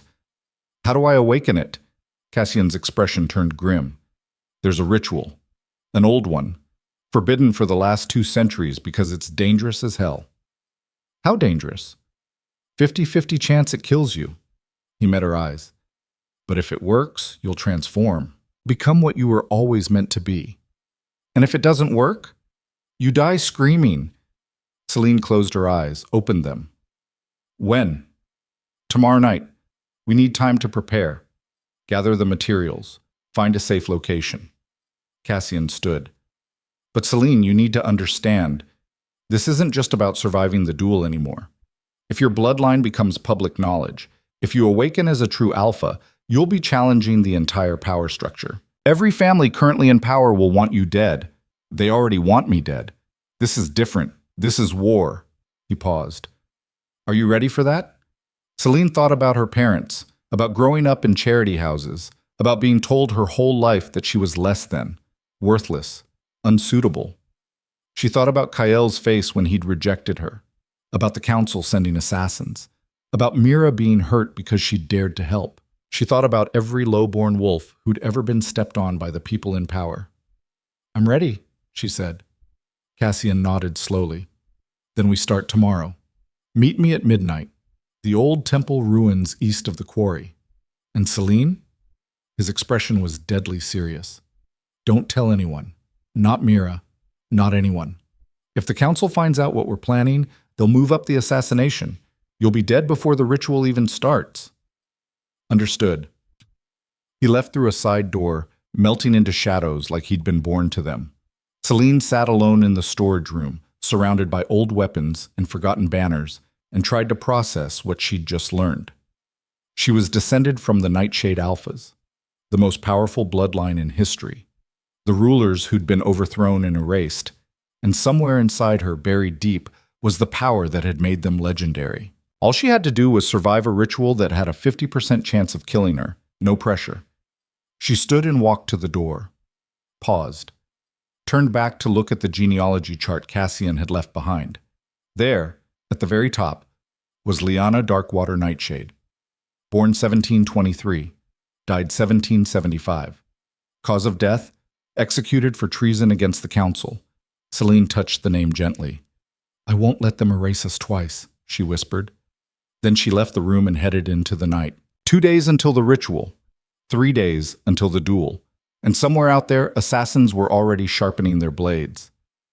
Celine walked through the dark streets of the township, her mind racing with plans and possibilities and the bone-deep certainty that nothing would ever be the same. She was done being small, done being overlooked, done being unsuitable. In 2 days, she'd either awaken her true power or die trying. Either way, the world was about to find out that the Nightshade bloodline wasn't as extinct as everyone thought. And when the truth came out, when she stood in that arena transformed, the entire kingdom was going to burn. The next 2 days passed in a blur of preparation and secrecy. Celine spent her daylight hours training with Cassian at the old grounds, pushing her body past every limit she thought she had. Her bruises had bruises now. Her hands were raw from gripping practice weapons. Every muscle screamed in protest when she moved, but she was getting better, faster, more dangerous. "You're still telegraphing," Cassian said, circling her for what felt like the 1,000th time. "Kael will see that coming from across the arena. Then I'll be more subtle." Celine adjusted her stance, trying to remember everything he drilled into her. Keep the weight on the balls of her feet, hands up, chin down, watch the shoulders, not the eyes. Cassian feinted left. Celine didn't fall for it. When he came in from the right, she was already moving, ducking under his arm, driving her elbow toward his ribs. He blocked it, but barely. "Better," he admitted. "Again." They went again. Between sessions, Cassian told her about the ritual, about what she'd need, what to expect. "It's called the Awakening," he explained during one of their brief rest periods. "The old bloodlines used it when their heirs came of age. It forces the dormant power to surface all at once instead of gradually over years. And the 50% survival rate. The power either integrates with your body or it tears you apart from the inside." Cassian's voice was matter-of-fact. "There's no middle ground. You either survive and transform or you burn out like a candle in a windstorm." Lovely imagery. "I'm being honest. You need to know what you're walking into." He studied her. "You can still back out. Train normally. Take your chances in the arena without the ritual. And die in 30 seconds instead of 60? Celine shook her head. "No. If I'm going to face Kael, I need every advantage I can get. Even if that advantage might kill you first? Especially then." Something that might have been respect flickered across Cassian's face. "Your mother would have said the same thing." "You knew her?" "Met her once, years ago, before you were born." He was quiet for a moment. "She had the same look you do now, like she was ready to walk through fire if it meant proving a point." "Did she know? About the bloodline?" "I don't think so. The Darkwater family kept it buried. Safer that way." Cassian stood and offered his hand. "Come on, we've got work to do." They trained until sunset. Then Cassian sent her back to town with instructions to eat, rest, and meet him at midnight at the temple ruins. "Don't be late," he said. "The ritual has to start at the exact moment between one day and the next. Timing matters." Celine walked back to the township as darkness fell. She'd been sleeping at Mira's place the last 2 nights. Her own room at the boarding house had been ransacked by someone looking for something. What? She didn't know. But Mira had insisted she stay, and Celine hadn't argued. She found Mira in the small kitchen, stirring something that smelled like heaven in a pot over the fire. "Stew," Mira said without turning around. "You need to eat. You look like you haven't had a real meal in days. I've been busy. I noticed. Mira ladled stew into a bowl and thrust it at her. Sit, eat. Tell me what's actually going on. Celine hesitated. Cassian had told her not to tell anyone, but this was Mira, her best friend, the person who'd stood by her through everything. I can't, she said quietly. Not yet. Mira's expression tightened. Is this about Cassian? Because I've been hearing rumors. What kind of rumors? That he used to work for the council, that he did things. Bad things. Mira set down her own bowl. Celine, are you sure you can trust him? No, Celine admitted, but I don't have a lot of options right now. You could run. We both could. I've got enough saved to get us to the Southern Territories. We could start over. I'm not running. Celine took Mira's hands. I know you're scared. I'm scared too. But if I run now, I'll be running for the rest of my life. And so will every other wolf who's ever been stepped on by the people in power. So you're doing this for them? For strangers? I'm doing this for us, for my parents, for everyone who was told they don't matter. Celine squeezed her friend's hands. I have to at least try. Mira's eyes filled with tears. I don't want to lose you. You won't, I promise. It was a lie, and they both knew it. But Mira nodded anyway and pulled Celine into a fierce hug. They ate in silence after that. The stew was good, rich and hearty, the kind of meal designed to stick to your ribs. Celine forced herself to eat 2 full bowls even though her stomach was twisted with nerves. Afterward, she tried to rest, lay down on Mira's spare bed, and closed her eyes and willed her racing mind to quiet. It didn't work. At 11:30, she gave up and got dressed. Mira was already asleep in the next room, her breathing deep and even. Celine wrote a quick note, back by morning, don't worry, and left it on the table. Then she slipped out into the night. The temple ruins were older than the keep, older than the township, older than anyone could remember. They sat in a clearing east of the abandoned quarry, broken columns reaching toward the sky like fingers, crumbling walls covered in moss and ivy. Cassian was already there when Celine arrived. He'd cleared a space in the center of what used to be the main chamber and drawn symbols on the ground in white powder. Candles ringed the circle, their flames dancing in the cold wind.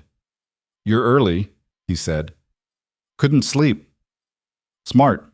You won't be sleeping much after this either. He gestured to the circle. Take off your shoes. Stand in the center. Celine did as instructed. The ground was freezing against her bare feet. The symbols drawn around her looked like they belonged in one of the ancient texts she used to study in the archives, old Pack language, the kind that predated modern writing systems. What do they mean? She asked. Roughly translated, let the sleeping wolf wake. Cassian pulled a small vial from his pocket. This is bloodroot extract. It'll trigger the awakening, but it's also toxic as hell. You'll feel like you're dying. You're not unless the ritual fails. But it'll feel like it. Comforting. I'm being honest. He held out the vial. Last chance to back out. Celine took the vial, uncorked it. The smell made her eyes water. If I die, tell Mira I'm sorry. If you die, I'll tell her you went down fighting. Cassian's expression was grim. Now drink. All of it. Celine tilted her head back and swallowed. The liquid burned going down, scorching her throat, her chest, spreading through her body like wildfire. She gasped, doubled over, nearly dropped the vial. Stay in the circle, Cassian commanded. No matter what happens, stay in the circle. Celine tried to answer, but her throat had seized up. The burning was getting worse, spreading, like her blood was boiling in her veins. She fell to her knees, the world tilted. The candles blurred into streaks of light. Cassian's voice came from very far away, chanting something in the old language. Then the pain hit. It was like being torn apart from the inside. Every nerve ending screaming at once. Her bones felt like they were breaking and reforming. Her muscles spasmed. Her vision went white. She tried to scream, but no sound came out. Somewhere in the chaos, she felt something wake up inside her. Something huge and ancient and furious. It had been sleeping for so long, generations, maybe centuries, and now it was clawing its way to the surface, ripping through every barrier that had kept it dormant. The power didn't feel like salvation. It felt like destruction. Celine's back arched. Her fingers dug into the frozen ground. The symbols around her started to glow, first faint, then brighter, then blazing like molten gold. Through the haze of pain, she heard Cassian's voice, still chanting, steady, anchoring her. The power surged higher, too much, too fast. It was going to rip her apart. She could feel her body struggling to contain it, failing, breaking. No. The thought came from somewhere deep, somewhere primal. You are Nightshade. You are Alpha. You do not break. Celine grabbed onto that thought like a lifeline, held on, forced the power to slow, to integrate instead of destroy. It fought her, raged, demanded release. She held on anyway. The pain peaked. For one endless moment, she was sure she was dying, burning up, ceasing to exist. Then, silence. The pain vanished like someone had thrown a switch. The burning stopped. The pressure released. Celine collapsed forward, gasping. Her hands were shaking. Her whole body was shaking. But she was alive. Celine. Cassian's voice was tight. Look at me. She raised her head slowly. Cassian stood at the edge of the circle, his expression somewhere between awe and fear. How do you feel? Like I got trampled by a herd of elk. Celine pushed herself upright. Her arms felt strange, stronger. Everything felt different. Did it work? Look at your hands. Celine looked down. Her hands were glowing. Faint silver light radiated from her skin, pulsing in time with her heartbeat. As she watched, the glow faded. But she could still feel it, still sense the power coiled beneath her skin, waiting. It worked, Cassian breathed. You're awake. Celine stood. The movement was fluid in a way it had never been before. She felt taller, more solid, like gravity had less hold on her. I feel... She searched for words. Everything's clearer, sharper. I can hear things I couldn't before. Smell, She stopped. Someone's coming. 3 people, maybe half a mile south. Cassian's hand went to his sword. You can tell that from here? I can hear their heartbeats. Celine turned toward the south. Sure enough, she could pick out 3 distinct rhythms. Fast, nervous. They're armed. Damn it. The council must have spies watching the ruins. Cassian grabbed her arm. We need to move. Now. They ran. The forest was different now. Celine could see in the dark like it was midday. Could hear every rustle of leaves, every snap of twigs. Her body moved without conscious thought, dodging branches, leaping over roots, finding paths she wouldn't have seen before. Behind them, shouts echoed through the trees. They're gaining, Cassian said. Can you fight? I don't know. Maybe? Celine's heart raced. The power inside her was responding to the danger, rising to the surface. Her fingers tingled. I don't know how to control this. Then learn fast. They burst into a clearing. 3 warriors were already there, cutting off their escape. The same ones Celine had sensed approaching.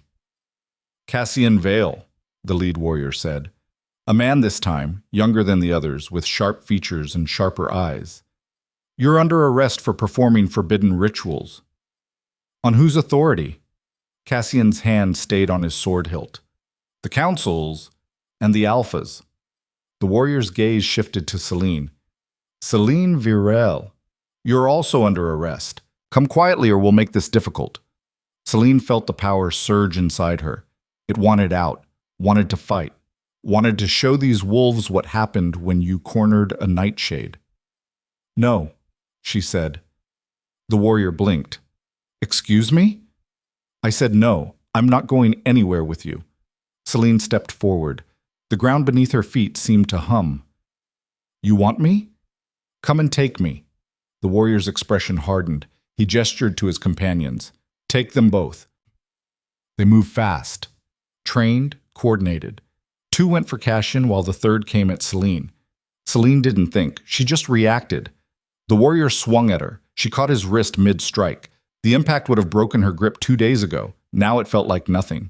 She twisted, using his own momentum against him, and threw him into a tree. He hit hard enough to crack bark. The other 2 warriors froze, staring. Celine stared at her own hands. Did I just... Focus, Cassian snapped. He'd drawn his sword and was facing the other 2 warriors. They're going to come again. They did. This time all three came at once, surrounding them, attacking from multiple angles. Celine moved without thinking, her body remembering Cassian's training and amplifying it with her new strength. She blocked, dodged, struck back. One warrior went down with a broken arm. Another stumbled back, clutching his ribs. The third, the leader, pulled a knife. "Don't!" Cassian warned. The warrior didn't listen. He lunged at Celine. She moved, faster than she'd ever moved in her life. One moment the warrior was coming at her with a knife. The next she was behind him, her hand on the back of his neck. "Drop it," she said quietly. The knife clattered to the ground. Celine released him and stepped back. All three warriors were down or disarmed. None of them were getting up. "We need to go," Cassian said. "More will be coming." "Where?"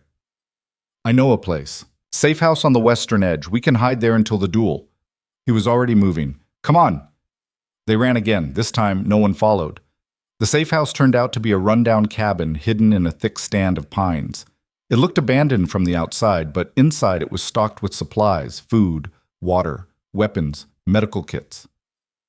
"How long have you been planning this?" Celine asked. "Since you rang that damn challenge bell." Cassian barred the door and checked the windows. "I knew the council would try something, just didn't know what or when." He turned to face her. "How do you feel? Any pain? Dizziness?" "No, I feel—" Celine flexed her hands. The silver glow was gone, but the power remained, humming just beneath her skin. "Strong. Really strong. Is this permanent?" "Should be. The awakening is a one-time thing. Once the power integrates, it's yours." Cassian studied her carefully. "Try shifting." "What?" "Shift to wolf form. I need to see something." Celine closed her eyes and reached for her wolf. It was there, waiting. But it felt different, bigger, more present. She shifted. The transformation was faster than it had ever been, smoother. When she opened her eyes, the world had changed again. Colors muted, but scents intensified, sounds sharper. And she was massive. Before the awakening, her wolf form had been average-sized, maybe a bit smaller than most. Now she was easily twice the size. Her paws were enormous. Her shoulders came up to Cassian's chest. "Holy hell," Cassian breathed. "You're a true alpha." Celine shifted back. "What does that mean?" "It means you're not just descended from the old bloodline. You are the bloodline, the power, the size, the strength. That's what the Nightshade Alphas were." He shook his head slowly. "If you walk into that arena like this, if people see what you've become, they'll know the truth. They'll know you're a threat to everyone in power." Cassian's expression was grim. "This changes everything. The duel isn't just about you and Kael anymore. It's about whether the old bloodlines have a right to exist." Celine sat down heavily on a wooden bench. Her mind raced. "What do I do?" "You have two choices. 1. Hide what you are. Go into the duel looking normal. Fight as you would have before the awakening. Maybe you'll surprise Kael enough to survive a few minutes. Maybe not. Or you show everyone exactly what you are. Walk into that arena as a Nightshade Alpha and dare them to do something about it." He paused. "But if you do that, there's no going back. You'll be challenging not just Kael, but the entire council, every pack in the territory. You'll start a war. They're already planning to kill me. War's already started. Not like this.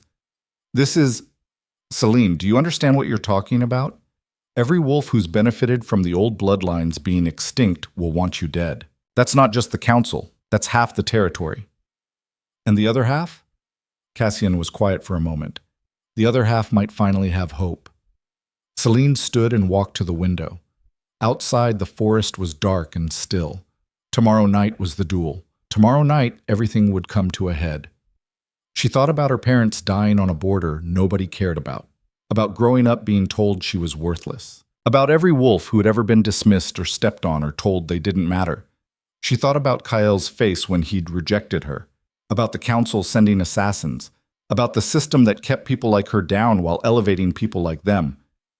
"I'm done hiding," she said quietly. "I'm done being small.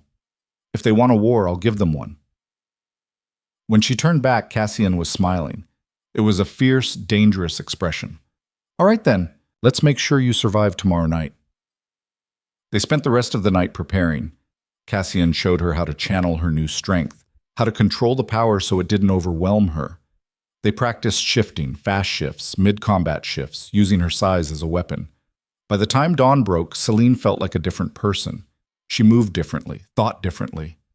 Even her heartbeat had changed, slower, steadier, the rhythm of someone who'd stopped being prey. "One more thing," Cassian said as they packed up to leave. He pulled out a piece of worn cloth and unwrapped it carefully. Inside was a pendant, old silver, tarnished with age, carved with symbols Celine recognized from the ritual circle. "This belonged to Liana Nightshade," Cassian said. "Your ancestor. The last acknowledged alpha of your bloodline." He held it out. "She wore it when they executed her. It's been hidden for 2.5 centuries, passed down through sympathizers, waiting for someone with the right to wear it." Celine took the pendant with shaking hands. It was heavier than it looked. The metal was warm, like it had been sitting in sunlight. "How did you get this?" "That's a long story for another time." Cassian's voice was rough. "Wear it tomorrow. Let them see. Let them remember that the Nightshade bloodline didn't die. It was just sleeping." Celine fastened the pendant around her neck. It settled against her sternum, solid and sure. They left the safe house as the sun cleared the treetops. One day until the duel. One day until everything changed. As they walked back toward the township, Celine felt eyes on them. Wolves watching from windows, from doorways, from shadows. Word had spread. Everyone knew something was happening, something big. They reached the town square just as the morning market was setting up. Vendors arranging their stalls, wolves heading to work, children running between carts. Normal. Peaceful. A calm that wouldn't last past tomorrow. "Celine!" She turned to find Mira running toward her, her face pale. "Where have you been? I woke up and you were gone and I thought—" She stopped, her eyes going to the pendant, then to Celine's face. "You look different." "I am different." Mira glanced at Cassian, back to Celine. "What did you do?" "What I had to." Celine took Mira's hands.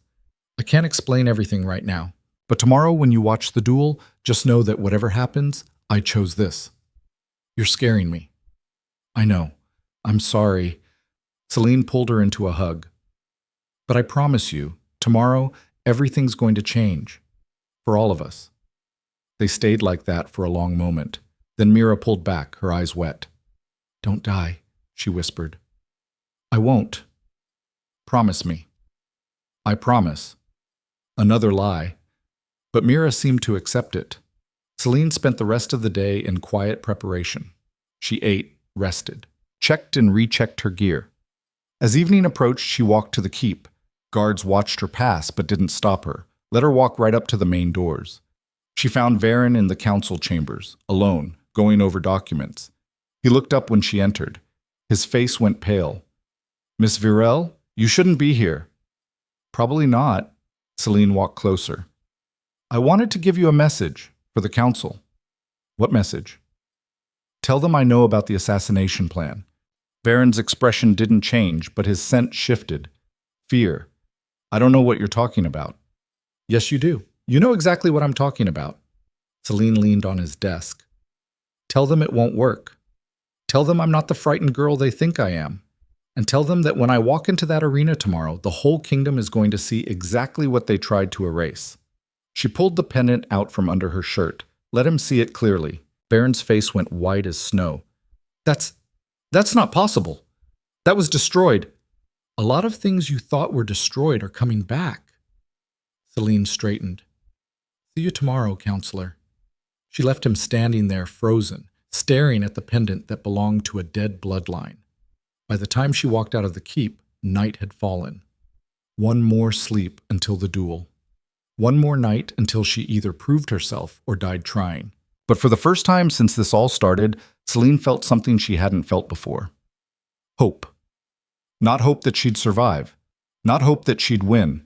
Hope that no matter what happened tomorrow, she'd finally shown them all that she wasn't worthless, wasn't unsuitable, wasn't small. She was Celine Virel, descended from Nightshade alphas, awakened to her true power. And tomorrow, the whole world would know it. She walked through the dark streets toward Mira's house, the pendant warm against her skin and the power humming in her veins. Tomorrow, war.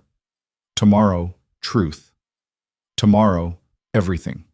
Tonight, she rested. Dawn broke cold and clear over the northern territory. Celine stood at the window of Mira's small house, watching the sky turn from black to gray to pale gold. She hadn't slept, hadn't even tried. Her body hummed with restless energy, the power inside her responding to the approaching confrontation. Behind her, Mira moved quietly in the kitchen, making tea neither of them would drink. "You should eat something," Mira said for the third time. "I'm not hungry." "You need your strength." "I have plenty of strength." Celine touched the pendant at her throat. It was warm, always warm, like carrying a piece of summer against her skin. "Trust me." Mira came to stand beside her. For a long moment, they just watched the sunrise together. Then Mira said quietly, "Whatever happens today, I'm proud of you." "You know that, right?" Celine's throat tightened. Don't say it like that." "Like what?" "Like you're saying goodbye." "I'm not." Mira's voice cracked. "I just need you to know, in case I'm coming back." Celine turned to face her friend. "I swear to you, I'm coming back." Mira nodded, tears streaming down her face. She pulled Celine into a fierce hug. "You better, because if you die out there, I'm going to kill you." Despite everything, Celine laughed. They stood like that until the sun was fully risen. Then Celine pulled away, wiped her own eyes, and started getting ready. The duel was set for mid-morning at the old arena north of the keep. Celine dressed simply, leather pants, a plain shirt, boots worn soft from years of use. No armor. Armor would just slow her down, and besides, she had something better now. She braided her hair back from her face, fastened the nightshade pendant so it sat visible against her chest, looked at herself in Mira's small mirror. The face looking back was hers, but also not. Same features, same dark eyes. But there was something different in her expression now. Something that hadn't been there a week ago. Certainty. "Let's go," she said. They walked through streets already packed with wolves heading to the arena. Everyone was going. This was the spectacle of the decade, the low-born nobody challenging the undefeated alpha. Most people were betting on how long Celine would last. The odds weren't in her favor. Cassian met them at the edge of town. He looked her over once, nodded. "Ready?" "As I'll ever be." "Remember what we practiced. Stay mobile. Use your speed. Don't let him corner you." "I remember." "And Celine?" His expression was grave. "If the assassins make their move, if things go wrong, you run. Understand? Don't try to fight them all. Just run." "I'm done running." "Don't be stupid. Brave and dead aren't the same thing. Neither are cautious and alive." Celine squeezed his shoulder. "Thank you. For everything." Cassian's jaw tightened. Then he pulled her into a quick, hard embrace. "Don't die," he said roughly. "I didn't train you just to watch you get torn apart. I won't." He let her go and stepped back. Mira took one of Celine's hands. Together, the three of them walked toward the arena. The old dueling grounds were even more ancient than the temple ruins. A circular pit carved into the earth, 50 feet across, surrounded by rising tiers of stone seats. The arena had hosted challenges for centuries before the council system took over. Now it sat mostly abandoned, except for occasions like this. Today, it was packed. Thousands of wolves filled the seats, their voices rising in a deafening roar. Celine scanned the crowd as they approached. She saw pack leaders and counselors in the choice seats near the front, saw warriors and merchants and common wolves crammed into the higher tiers, saw faces she recognized from the township, from the print shop, from her years growing up in the charity houses. Everyone had come to watch her die. The council sat in a special box overlooking the arena. Varen was there, his face pale and drawn. The other counselors looked smug, satisfied, like they were already counting their victory. And in the center of the box, seated in a chair that might as well have been a throne, was Kael. He stood when he saw her approaching. Even from a distance, Celine could feel his presence, that overwhelming weight of dominance that had made her knees buckle the first time she'd faced him, the power that said alpha in every language. But it didn't make her knees buckle now. Celine walked to the arena entrance. Mira and Cassian had to stop there. Only the combatants were allowed into the pit itself. "I'll be watching," Mira said, her voice breaking. "Every second." "I know." "Make him bleed," Cassian added. Celine smiled. "Count on it." She walked down the stone steps into the arena. The floor was packed earth, stained dark from years of blood. The walls rose 15 feet on all sides, too high to jump, too smooth to climb. Once you entered, there was only one way out: victory or death. Kale was already there, standing in the center. He'd stripped down to just pants and boots, his torso bare and marked with scars that told the story of 100 fights. He looked relaxed, confident, like this was just another day. Celine walked to the opposite side of the circle. The crowd's roar faded to a dull buzz as she focused on him. Varen stood and raised his hands. The noise cut off instantly. "We are gathered to witness a formal challenge," he called out. His voice echoed off stone. "Celine Virel has invoked the right of challenge against Kael Theron, Alpha of the Northern Territory. The challenge is to be fought to submission or death, as judged by the combatants themselves." He paused. "Are there any who would speak against this challenge?" Silence. "Then let it be witnessed and recorded." Varen looked at Celine, then at Kael. "You may begin when ready." He sat down. The crowd held its collective breath. Kael walked forward slowly. "Last chance," he said. His voice was pitched for her ears only. "You can still yield. Walk away. I'll make sure the council doesn't pursue charges." "No." "You're going to die here." "Maybe, maybe not." Celine reached up and pulled the pendant out from under her shirt.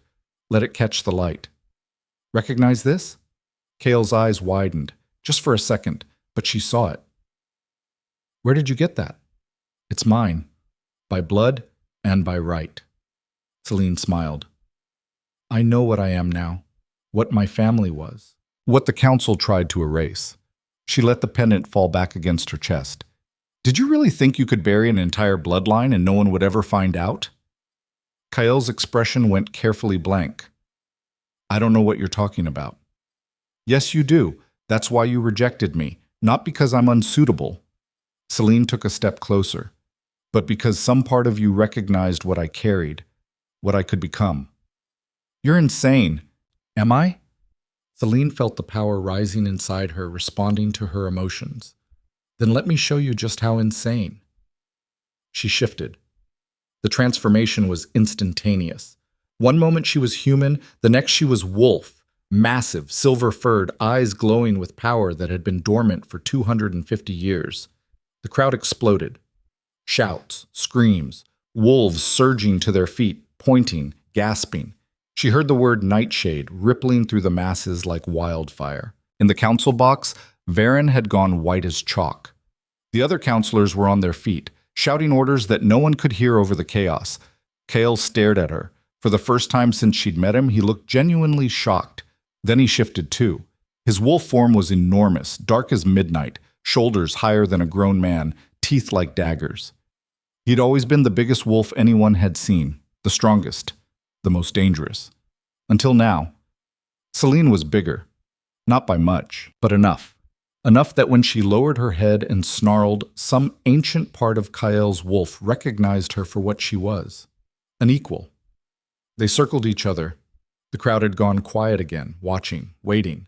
Kael struck first. He was fast, faster than Celine expected even after Cassian's warnings. He came in low, going for her legs, trying to knock her off balance. Celine dodged, barely. His teeth scraped her flank but didn't catch. She countered, snapping at his shoulder, using her size to drive him back. He twisted away, came at her from a different angle. They clashed in the center of the arena, fur and fangs and raw power. Kael fought like he'd been doing this his whole life, which he had. Every move was precise, calculated, designed to exploit weaknesses. But Celine had something he didn't. She had nothing to lose. She fought like someone who'd been told her entire life she was worthless and had finally decided to prove everyone wrong. Reckless, ferocious, unstoppable. They broke apart, both bleeding. Kael's shoulder was torn. Celine's leg was limping. Around them, the crowd roared. Kael shifted back to human form. Celine did the same.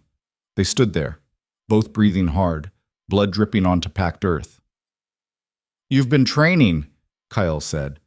His voice was rough. "I've been learning what I should have known all along." Celine wiped blood from her mouth. "That I'm not weak.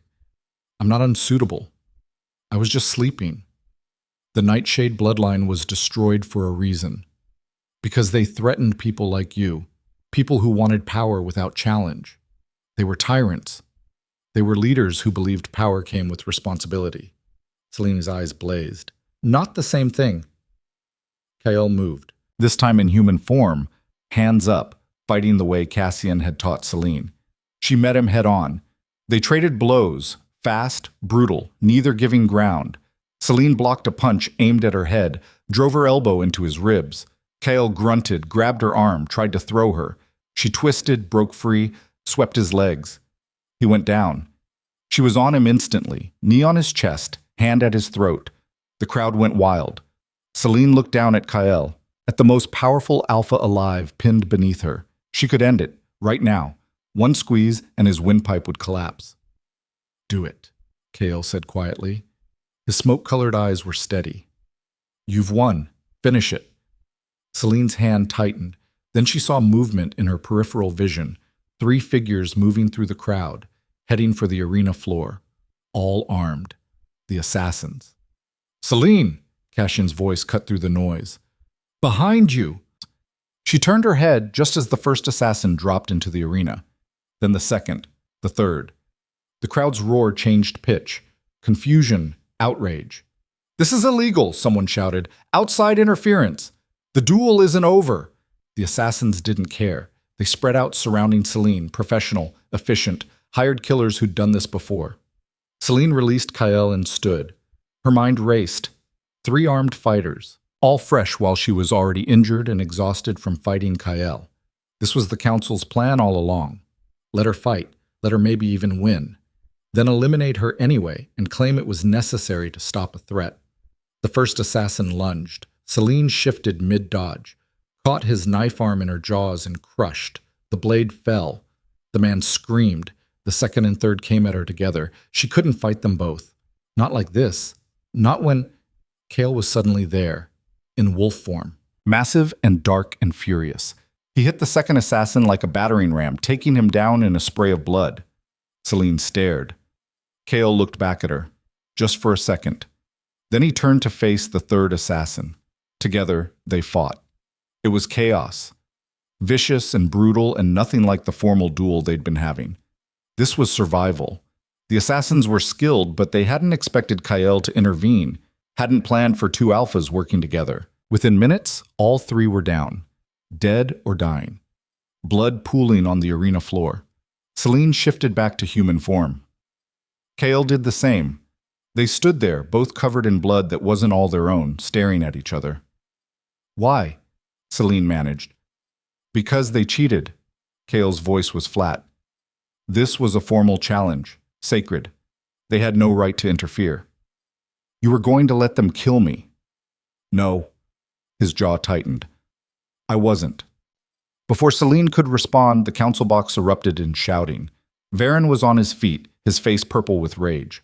"Arrest them both," he screamed. "Arrest them for conspiracy, for undermining pack authority, for what?" Cassian's voice rang out. He'd somehow gotten into the arena, was standing near the entrance with a group of wolves Celine didn't recognize. "For defending themselves against assassins you hired," Varen sputtered. I never—" "We have proof." Cassian held up a document. "Contracts, payment records, communications between the council and these hired killers." He gestured to the dead assassins. "You planned this. Planned to murder Celine, regardless of the duel's outcome because you couldn't risk her bloodline becoming public." The crowd exploded again, this time in fury. Wolves surged to their feet, shouting accusations, demanding answers. The carefully maintained order of the arena dissolved into chaos. In the council box, the councilors tried to flee, but warriors, Kale's own guards, blocked their exit. "Stay where you are," Kale commanded. His voice cut through the noise like a blade. "No one leaves until this is settled." He walked to the center of the arena. Celine followed, her heart pounding. Kale raised his voice. The council has violated sacred law, interfered with a formal challenge, attempted to murder a wolf under the protection of ancient rites. He paused. These are crimes punishable by exile or death. You can't, Varen started. I'm the Alpha. Kale's eyes were stone. I can do exactly that. He turned to Celine. You won the challenge, by right and by combat. What's your claim? Celine's mind raced. What was her claim? What did she want? Revenge? Justice? Power? She looked at the crowd, at thousands of faces watching her, waiting to see what she'd do with her victory. She thought about her parents, about Mira, about every wolf who'd ever been told they didn't matter. I claim the right to exist, she said clearly. I claim recognition of my bloodline and my heritage. I claim that no wolf, alpha or otherwise, has the right to decide another wolf's worth based on birth or status. She touched the pendant at her throat. I am Celine Virel, descended from Liana Nightshade, and I claim the right to rebuild what was destroyed. The crowd was silent, waiting. Kael studied her for a long moment. Then he said, What are you asking for? Territory? A pack of your own? I'm asking for laws to change, for the mate bond to be protected, truly protected, so no one can be rejected and discarded like I was, like so many others have been. Celine's voice strengthened. I'm asking for the lowborn to have the same rights as highborn, for power to come with accountability, for the system to serve everyone, not just the people at the top. That's not a small request. No, but it's the right one. Hale was quiet. Then he turned to the crowd. What say you? Should these laws be changed? For a moment, nothing. Then someone in the back shouted, Yes! Another voice joined, then another, then dozens, hundreds. Yes! The sound shook the arena. Kael looked at the council box, at Varen and the other counselors who'd built their power on keeping others down.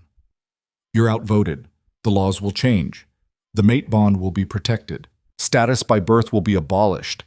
You can't do this, Varen screamed. We'll fight you. The other territories will never. Then they'll fight me too. Kael's voice was ice. And they'll lose. He turned back to Celine. You wanted change. You've got it. But change needs a champion. Someone to make sure the new laws are enforced. Someone who understands what it's like to be on the bottom looking up. Celine's breath caught. What are you saying? I'm saying I need a co-alpha. Someone to balance my authority. Keep me honest. His expression was unreadable. Someone suitable. Despite everything, the blood, the pain, the exhaustion, Celine laughed. You're offering me a position? After rejecting me as a mate? The mate bond is, complicated. Right now. Kael's voice was quieter. We have too much to sort through. Too much damage to repair. But power? Authority? The right to stand equal? He held out his hand.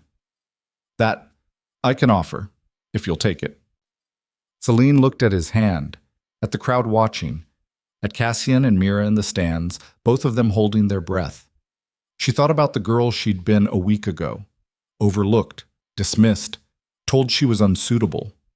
That girl was gone, burned away in the ritual, forged into something new in the arena. She took his hand. Equal partners, equal authority. Equal partners, Kael agreed. The crowd erupted. They stood there in the center of the arena, hands clasped, while thousands of wolves cheered. While the old council was led away in chains. While the Northern Territory began the slow process of becoming something new. It wasn't a fairy tale ending. There was still too much anger, too much mistrust. The bond between her and Kael was broken and might never fully heal. The other territories would resist the changes. There would be challenges. Opposition. Maybe even war. But for the first time in 250 years, a nightshade stood as alpha, and the world would never be the same. Later, much later, after the council had been formally stripped of power and new elections called, after the crowds had finally dispersed and the arena had emptied, Celine stood at the edge of the pit with Cassian and Mira. You did it, Mira said. Her voice was thick with emotion. You actually did it. We did it, Celine corrected. I couldn't have survived this without both of you, Cassian grunted. You would have found a way. You're too stubborn to die. Maybe. Celine touched the pendant at her throat. It was cool now. The power inside her settled and calm. But I'm glad I didn't have to find out. They stood together watching the sun set over the territory. Tomorrow would bring new challenges, new responsibilities, the hard work of actually implementing the changes she'd demanded. But tonight, she was just Celine. The girl who'd been told she was worthless and decided to prove everyone wrong. The girl who'd died in a temple ruin and been reborn as something more. The girl who'd changed a kingdom by refusing to disappear. What happens now? Mira asked quietly. Celine smiled. Now? We rebuild, create something better. Make sure what happened to me never happens to anyone else. And Kael? We'll figure it out. Or we won't. Either way, I'm not going anywhere. She looked at her friend. Neither are you. I'm going to need people I trust. People who'll tell me the truth, even when it's hard. I can do that. Mira's smile was watery. Someone has to keep you from getting too full of yourself, Co-Alpha. The title felt strange. Right, but strange. Celine turned to Cassian. What about you? Staying or disappearing again? Staying. He crossed his arms. Someone needs to make sure you don't get yourself killed now that you're actually important. I was always important. Now other people finally agree. Cassian's expression softened. Your parents would be proud. Your mother especially. She always said the Darkwater line was meant for more than border patrol. She knew? I think she suspected, but she never said anything. Safer that way. He paused. She'd be proud of you, what you've become, what you're going to do. Celine's throat tightened. I hope so. They stayed there until the stars came out. 3 wolves who'd helped change the world, standing together in the gathering dark. Tomorrow, Celine would walk into the keep as Co-Alpha, would start the process of dismantling centuries of injustice, would face opposition and resistance and probably more assassination attempts. Tomorrow, the real work would begin. But tonight she just stood with her friends and watched the stars and felt, for the first time in her life, like she belonged exactly where she was. The girl who'd been rejected had rejected the world's judgment in return. And in doing so, she'd rewritten all the rules. Somewhere in the keep, Kael stood at his window, watching the same stars. The bond between them was still broken, still painful, a constant reminder of what they'd lost. But there was something else there too now. Respect, recognition. He'd rejected her because he thought she was weak, because he couldn't see past her status to what she actually was. He wouldn't make that mistake again. Tomorrow, they'd start building something new, together, as equals. It wouldn't be easy. It might not even work. But it was better than the alternative. Better than a world where power meant nothing and wolves like Celine were thrown away. He touched the window glass, felt the cold seeping through. Somewhere out there, she was watching these same stars, planning, preparing, becoming exactly what the territory needed. What he needed, even if he hadn't known it. The mate bond might be broken, but maybe, eventually, they could build something else. Something stronger. Partnership. Alliance. Mutual respect built on shared struggle instead of biological imperative. It wasn't what the bond had promised, but it might be enough. He turned away from the window and started planning for tomorrow. For the first time in years, the future felt like something more than just survival. It felt like possibility. And in a township slowly settling into sleep, in a small house near the eastern edge, Mira held a sleeping Celine's hand and whispered a prayer to ancestors and old powers. Thank you, she said to the darkness, for bringing her back, for keeping her safe, for making her strong enough to win. The darkness didn't answer, but somewhere maybe the spirits of Celine's parents smiled. Their daughter had done what they never could, had taken everything the world threw at her and turned it into victory, had proven that worth wasn't determined by birth or status or the judgment of those in power, had shown that even the smallest wolf could change everything if they were brave enough to try. The Northern Territory slept, and in that sleep, dreams of change began to take root, of a world where mates couldn't be discarded, where low-born wolves had the same rights as high-born, where power came with responsibility and accountability. of a world where someone like Celine could stand as alpha and no one would question her right to be there. It would take time, years maybe, generations. But it had started. Tonight. In an arena soaked with blood and witnessed by thousands. The girl who'd been rejected had rejected the old ways in return. And in their place, something new was being born. Something better, something that would last. The stars wheeled overhead. The night deepened. And in the quiet hours before dawn, a territory began to transform. Not through violence, not through destruction, but through one wolf's refusal to accept the world as it was and her determination to make it something more. The Nightshade bloodline had returned, and the world would never be the same.